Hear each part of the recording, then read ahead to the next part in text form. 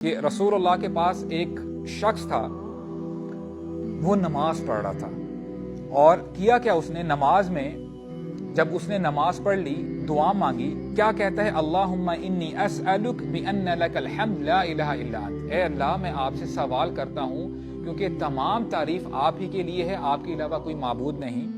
اور پھر کہتا کیا ہے؟ یا ذا الجلال والاکرام، یا حی یا قیوم کر کے اللہ تعالیٰ کو پکارتا ہے۔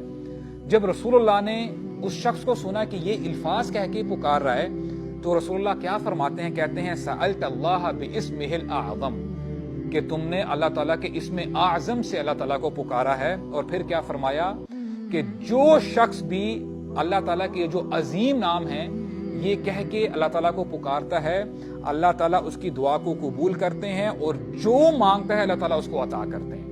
اور وہ اسم اعظم کیا ہے؟ یا حی یا قیوم۔ اپنے دعاؤں میں یا حی یا قیوم کہہ کے اللہ تعالیٰ کو پکاریں اور اپنی حاجت اللہ تعالیٰ کے سامنے رکھیں۔